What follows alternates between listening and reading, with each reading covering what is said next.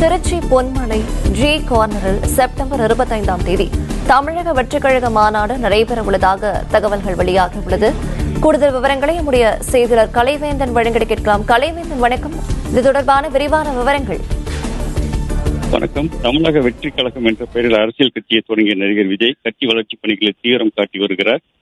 வரும் 2026ஆம் ஆண்டு சட்டசபை தேர்தலில் கட்சியின் இலக்கு தேர்தல் தான் கட்சியின் இலக்கு என அதற்காக 2 கோடி உறுப்பினர்கள் சேர்க்க வேண்டும் எனவும் அறிவித்திருந்தார். இந்த நிலையில தமிழக வெற்றிக் கழகம் பெயரில் அரசியல் கட்சியை தொடங்கிய நடிகர் விஜய் வரும் செப்டம்பர் 1ஆம் தேதி முதல் 26ஆம் தேதி வரை பொன்மலை ஜி கார்னரில் இடம் தேர்வானது நடைபெற்று வருகிறது. முதல் மாநாடு இங்கு நடத்துவதற்காக விஜய் முடிவு செய்துள்ளதாக தகவல் வெளியாகியுள்ளது. இதற்காக பொதுச் செயலாளர் புஷி ஆனந்த் கடந்த வாரம் திருச்சியில் சிறுகனூரில் இடம் தேர்வு செய்வதற்காக வருகை தந்திருந்தார். ஆயினும் தற்போது